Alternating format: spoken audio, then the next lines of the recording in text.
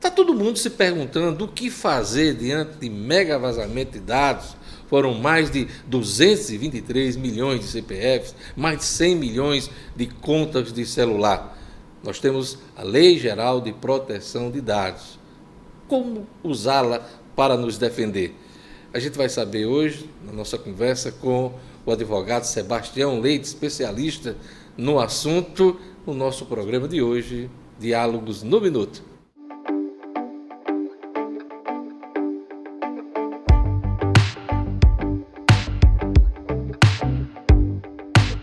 Em primeiro lugar, eu gostaria de agradecer a participação do advogado Sebastião Leite no nosso programa hoje, para a gente tentar entender a Lei Geral de Proteção de Dados num momento tão grave como esse de mega vazamento de dados. Sebastião, obrigado por aceitar o nosso convite. Eu que agradeço, Diógenes. Sempre um prazer estar com você aqui no Minuto, na 96 FM. É uma honra voltar aqui, estar conversando com você. Vamos iniciar nossa conversa, Sebastião, explicando o que é a Lei Geral de Proteção de Dados. Pois não. A Lei Geral de Proteção de Dados é uma lei importantíssima que protege o consumidor, que protege a pessoa sobre os seus dados. É importante que a gente compreenda primeiro a razão dessa lei, por que é que essa lei veio ao mundo jurídico.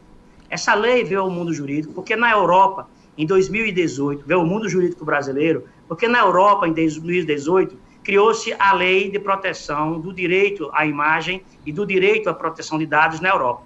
E uma das exigências da comunidade europeia para que o Brasil continuasse fazendo parte das relações comerciais com a Europa foi a criação dessa norma. Então é importante que a gente saiba a razão da criação da norma. Por quê? Porque hoje, Diógenes, a informação, mais do que nunca, a informação é algo extremamente importante.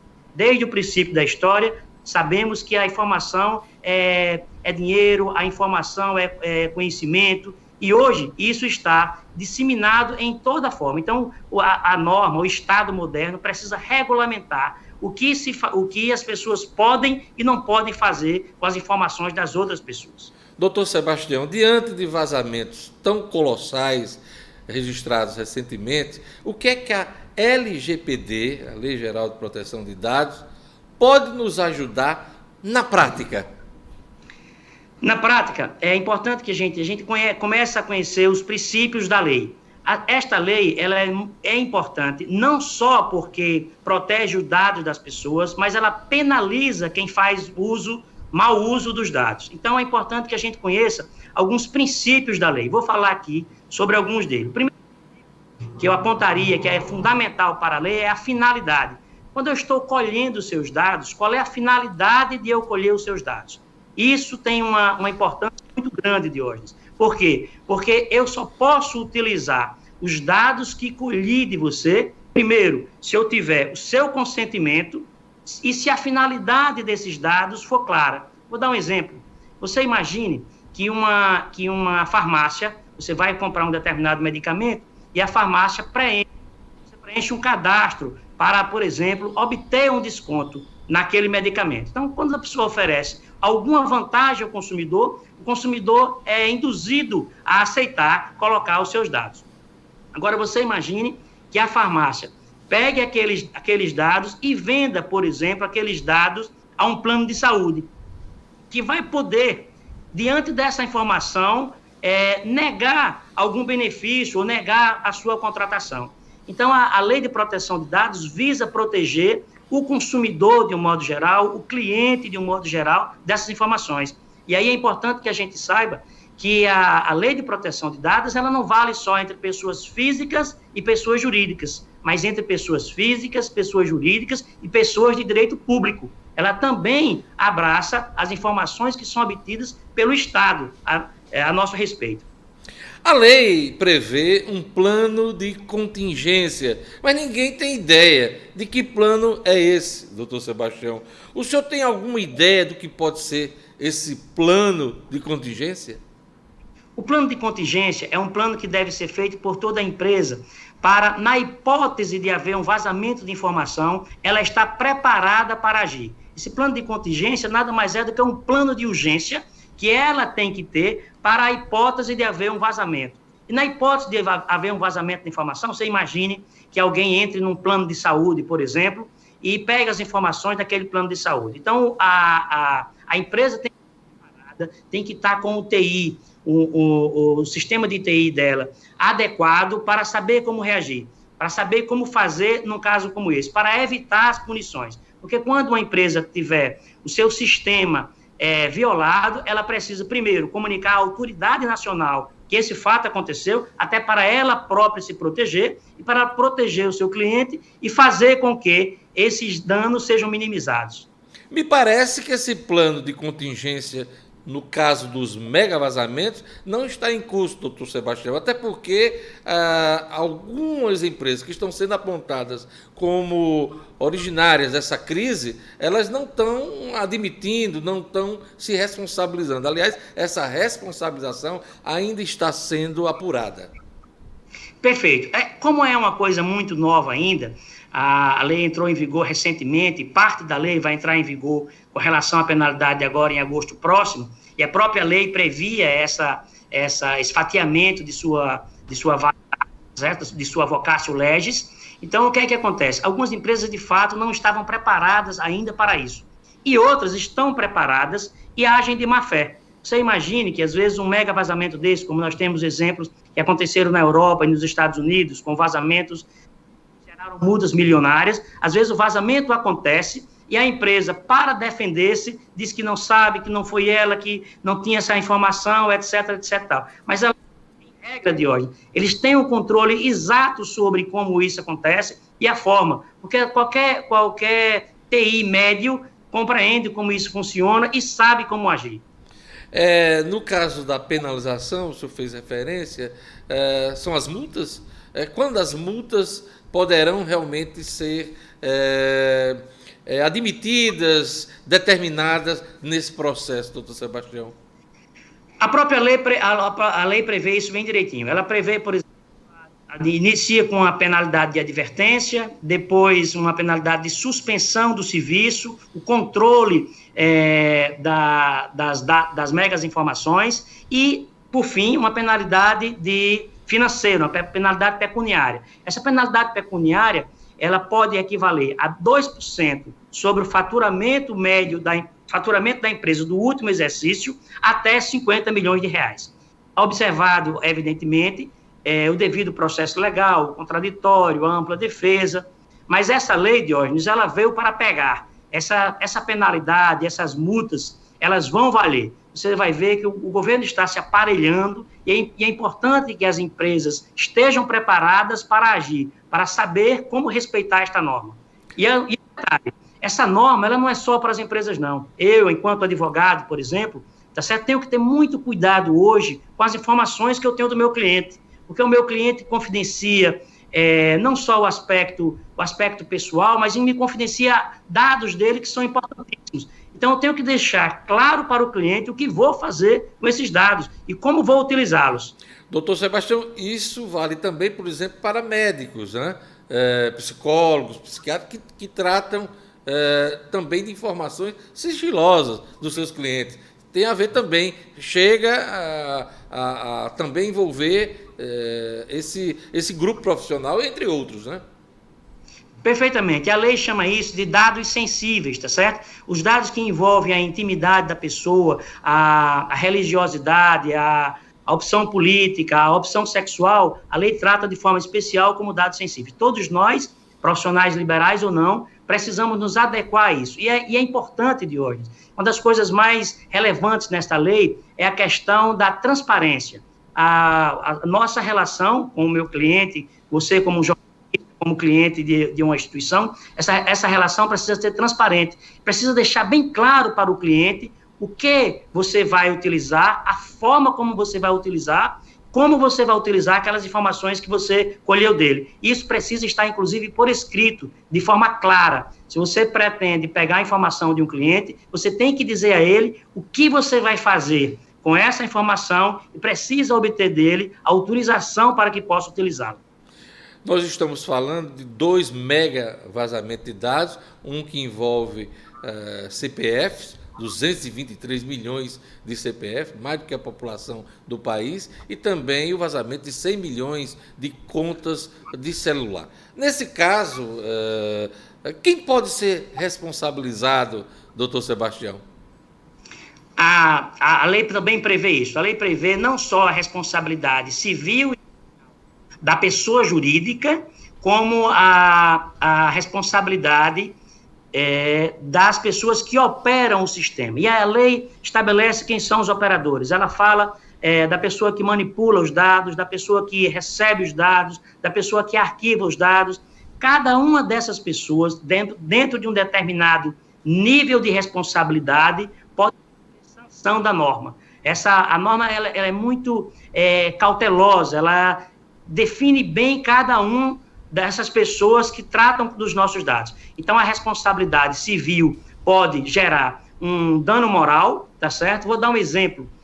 Você imagine que você eu advogo para uma determinada classe de pessoas e vendo, sem autorização dos meus clientes, estas informações. Por exemplo, eu sou advogado de um grupo de professores tal, e eu vendo essas informações para um banco, sem autorização do meu cliente, e o cliente, ao tomar conhecimento disso, pode buscar os direitos dele, processando o profissional civil e criminalmente, se for o caso. Nos Estados Unidos, doutor Sebastião, em 2017, houve um vazamento parecido com este que ocorreu no Brasil recentemente. Lá foram vazados dados de crédito de mais de 147 milhões de norte-americanos, de consumidores. 2 anos depois, a empresa responsabilizada, a Equifax, fez um acordo com o governo norte-americano e teve que pagar 650 milhões de dólares pelo ocorrido, pela falha. O senhor acredita que isso pode ocorrer no Brasil, nesse caso dos mega vazamentos? É possível. Nós temos um problema aí temporal da legislação. O que é isso?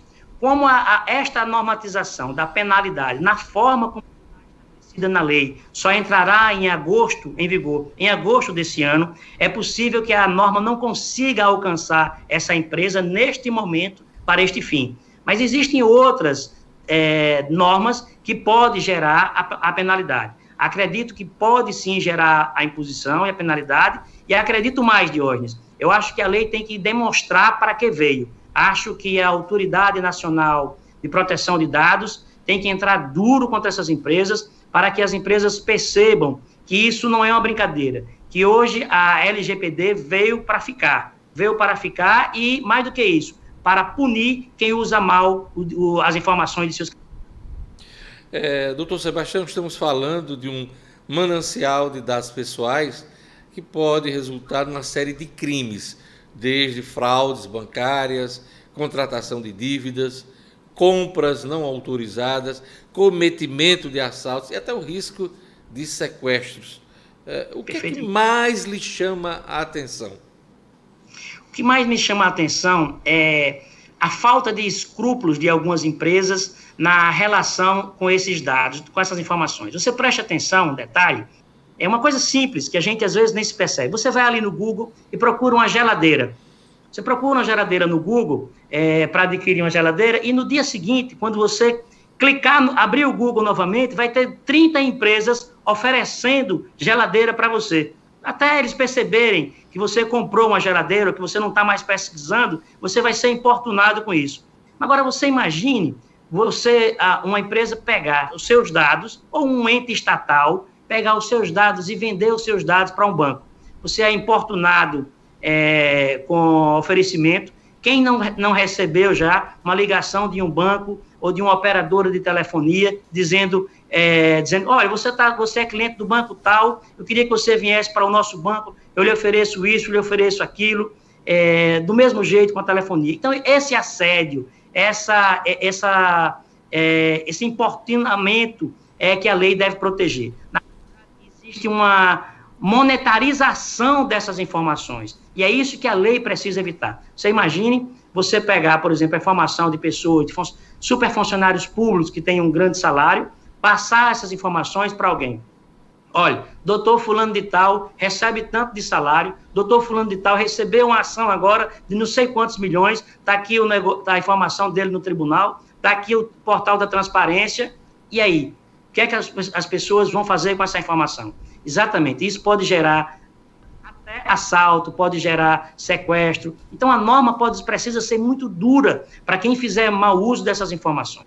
O senhor falou de dados oficiais, mas é importante que o nosso ouvinte, o nosso telespectador entenda, é que não é só o dado oficial que vazou, né?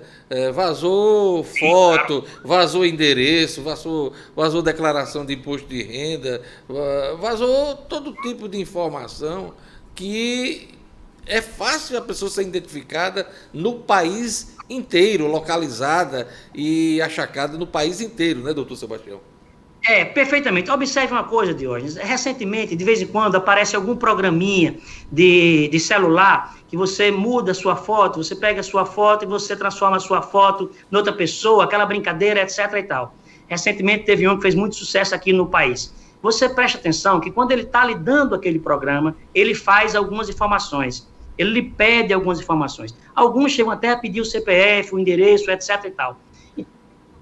Para que é que um sistema desse, de modificação de foto, quer saber meu endereço? Para que é que um sistema desse, de modificação de qualquer coisa, quer saber o meu CPF? Então, o consumidor precisa estar muito atento a isso, tá certo? Principalmente para não dar informações a pessoas que fazem esse tipo de programa unicamente para obter informações e as vender. E, repito, a monetarização das informações hoje é um grande comércio. Eu vi no seu comentário essa semana, um comentário muito lúcido, sobre o quanto as pessoas, o quanto as empresas que estão mal intencionadas recebem ou podem ganhar. Essas informações que foram obtidas de não sei quantos milhões de brasileiros, quanto isso vai gerar na mão de uma equipe organizada, de uma quadrilha cibernética.